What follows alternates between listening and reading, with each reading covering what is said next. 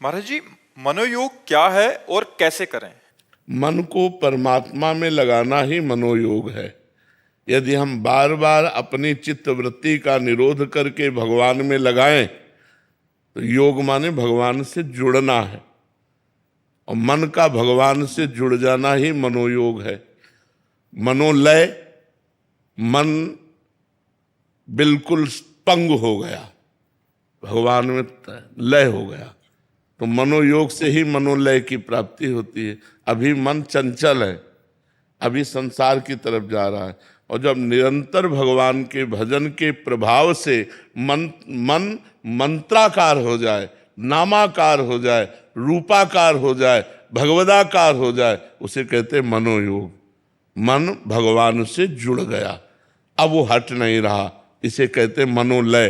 अब वो भगवान में लय हो गया, अब मन नाम की कोई चीज नहीं, मन ही भगवान है, भगवान ही मन है। तो खूब नाम जप करे। हमारे पास हर प्रश्न के उत्तर में नाम जप है। जब तक नाम जप नहीं तो सब बकवास है। अगर नाम जप नहीं करो, चाहे जितना प्रवचन सुन लो, चाहे जितना प्रवचन कर लो, हृदय में आध्यात्मिक भाव नहीं आएगा। तो नाम जप करो खूब। जी महाराज जी, राम नाम में प्रीति हो रही है महाराज जी, नाम दे दीजिए। हाँ, खूब राम राम जपो, खूब जपो। भगवान के सब नाम समान सामर्थ्यशाली है। महाराज जी एक बात, परिवार में जो है आपका भजन करते हैं सब, लेकिन परेशानियां इतनी आ रही हैं कि यहाँ खड़े होके पूछो परेशान कौन नहीं। सबके कुछ न कुछ परेशानियां है। किसी की मम्मी बीमार है, किसी का लड़का बीमार है, किसी कोई स्वयं बीमार है। अब बीमारी नहीं तो आर्थिक समस्याएं हैं, कई प्रकार की समस्याएं। समस्याओं से रहित किसी का दिमाग नहीं है। बताओ आप, वही दिमाग समस्या से रहित है जो भगवान में समर्पित है, जो भगवान में मस्त है। चाह मिटी चिंता मिटी, मनुआ बेपरवाह, जिनको कछु न चाहिए वे साहन के साह। जो भगवान में चित्त रमाए हैं उन्हीं का दिमाग ठीक है, नहीं तो सबके दिमाग में कोई न कोई समस्या, कोई न कोई परेशानी बनी ही रहेगी। भगवान का चिंतन करो। ये बीमारी हो, ये तो सबके है। हमें लगता है blood pressure, low blood pressure, high sugar, ये तो एक नॉर्मल चीज होती जा रही है। सबके शरीरों में सब परेशानियां हैं। बुखार जुखाम, कैंसर बुखार जुखाम की तरह फैल रहा है। तो हमें लगता है इन समस्याओं में हम ध्यान न दें, हम इन समस्याओं पर विजय प्राप्त कैसे करें, इस बात पर ध्यान दें। वो है भगवान का आश्रय और भगवान का भजन। और जी आगे एक और बात कह रहे हैं कि आपकी तरह महान वक्ता बनना चाहते हैं, कैसे बने? तो हम कोई सीख के वक्ता बने हैं क्या? हम कोई प्रवचन सीखे थोड़ी, कहीं क्लास में जाके कि प्रवचन सीखे। अच्छा 9 पढ़े, बचपन से गंगा किनारे भजन करते रहे। अब वृंदावन में आए हो, भगवान ने ऐसा सहयोग दे दिया, तो अब जो अनुभव की बात है वो हम तुम्हें बता देते। हम कोई प्रवचन करता थोड़ी है। प्रवचन करता तो ये संस्कृत विद्यालय में पढ़े होते, किसी के सत्संग में जाके बैठे होते और सुनकर बोलने का अभ्यास करते। और ये सब ऐसे नहीं, ये भजन से होता है। भजन कर लो तो हमें लगता है ईमानदारी से यदि भजन किया जाए तो मूकम करोति वाचालम पंगुम लंघेते गिरिम यत् कृपा तमहम वंदे परमानंद माधवम। जो मूक को वाचाल कर दे वो बात बढ़िया होती है। जो भगवान के लिए बोला जाता है वो काम करता है, वो समाज का सुधार करता है। तो खूब डट के भजन करो। प्रवचन करता बनने की मत सोचो, नहीं कि आप जैसा भारी प्रवक्ता। हम कोई भारी भारी प्रवक्ता नहीं है। हम तो भगवान का भजन करते हैं, जो हमको अनुभव में आया। आप प्रश्न करते हुए उत्तर दे देते हैं। यहाँ बैठे बैठे आपने पूरा जीवन सुधार दिया लोगों का। बस भजन का बल काम करेगा तो भजन बल करेगा। इसीलिए हम बार बार नाम जप कर रहे हैं, बार बार भजन की बात कह रहे हैं जी। हर्षदा जी, राधे राधे महाराज जी। महाराज जी, मृत्यु अटल है, ये जीवन का सत्य है, लेकिन जब वो आए तो डर ना लगे, भय ना लगे। पहली बात तो मृत्यु किसकी होती है? अब जब सत्संग करने आए हो तो इसीलिए बता रहे हैं कि मृत्यु होती किसकी है? किसी की नहीं। आत्मा अमर है, आत्मा की तो मृत्यु से कोई। और पंचभूत पंचभूतों में मिल जाते हैं। अग्नि तत्व अग्नि तत्व में मिल गया, जल तत्व जल में मिल गया, वायु वायु में, पृथ्वी पृथ्वी में, आकाश आकाश में, तो किसी की भी मृत्यु नहीं हुई। एक पंचभूतों का मिलना जन्म और उनका बिखर जाना मृत्यु, क्योंकि आत्मा पर इसका तो कोई प्रभाव नहीं। अब इसी ज्ञान को ना जानने के कारण हमने इन पंचभूतों के शरीरों को अपना मान लिया है।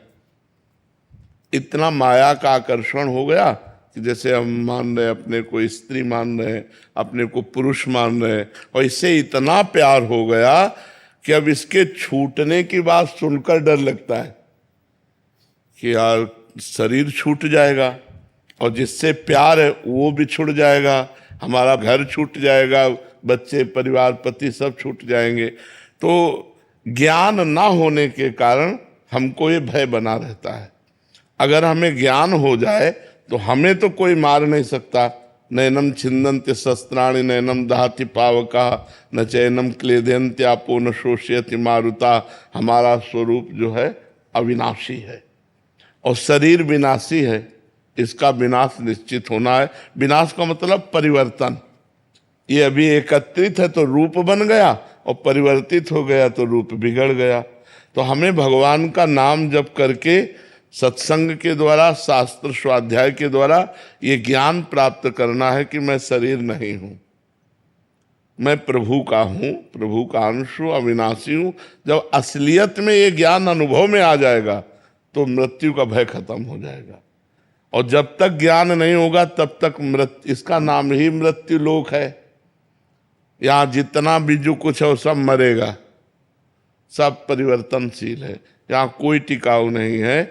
इसलिए हमें नाम जप करना चाहिए, अधिक से अधिक भगवान का नाम जप। जो नाम प्रिय हो खूब नाम जप करो तो निर्भय हो जाओगे, मरने से डर नहीं लगेगा।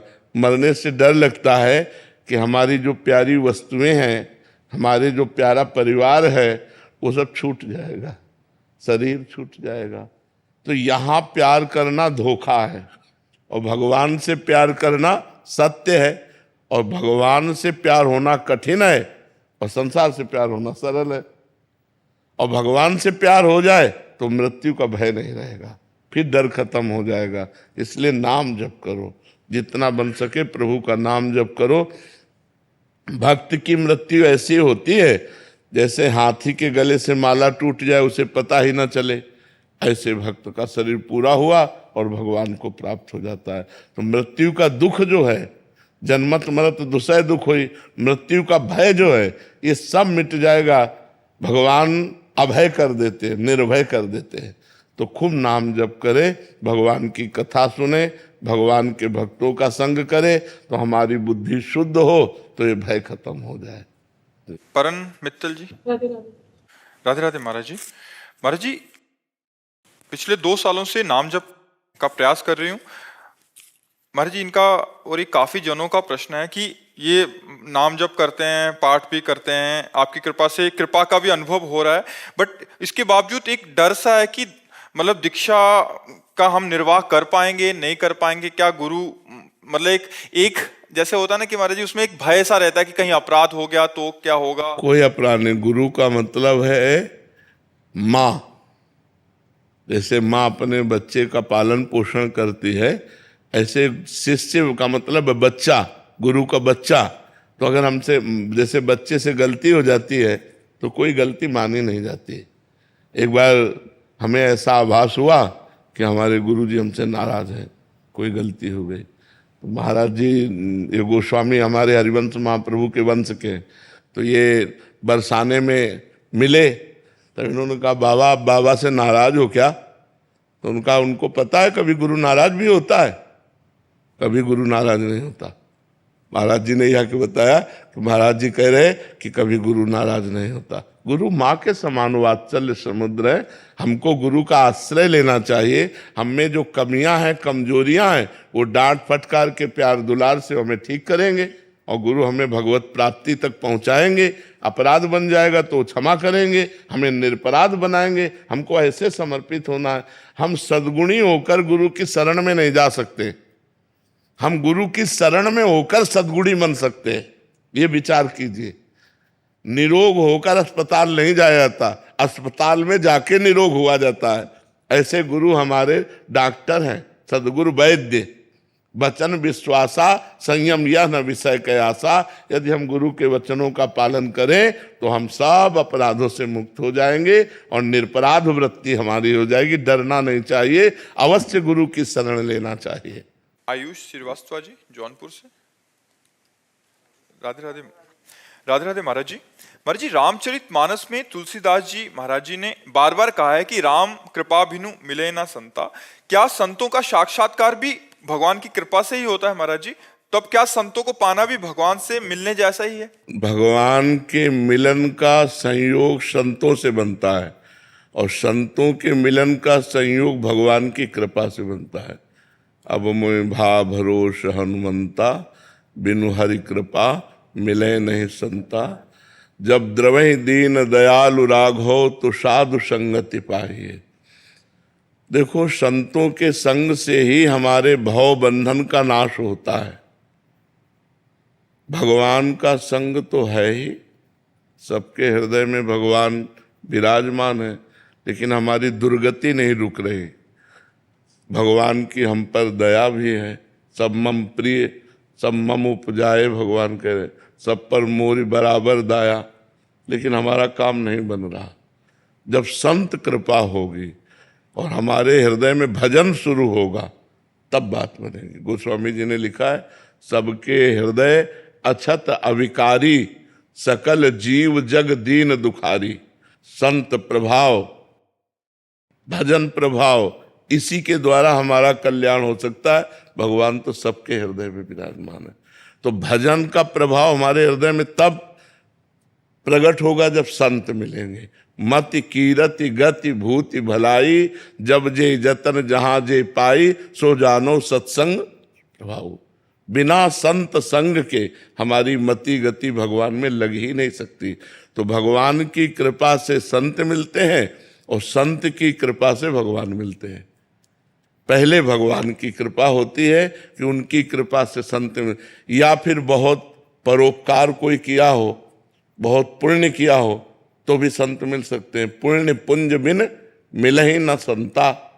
ऐसा भी आया है कि बिना पुण्यों का समूह एकत्रित हुए संतों का संग नहीं मिलता। तो तीर्थयाटन किया, परोपकार किया, दूसरे दुखों में सम्मिलित होकर उसको दुख को दूर किया, तो ऐसे पुण्यों का जब समूह एकत्रित होता है तो भगवान के प्रेमी भक्त का संग मिल जाता है, जिसके संग से हमें भगवान का मार्ग मिल जाता है। भजन में रुचि हो जाती है।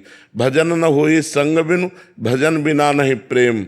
छिन्हू भजन न छाड़िए, धरिए ध्रुव या नेम। यदि भजनानंदी संत का संग न मिले तो भजन में प्रेम नहीं हो सकता, और बिना भजन में प्रेम हुए भगवान मिलते नहीं हैं। तो इसलिए संतों का मिलना भगवान की कृपा से ही होता है, अपने कोई प्रारब्ध से नहीं होता है। इसमें हरि कृपा होती है।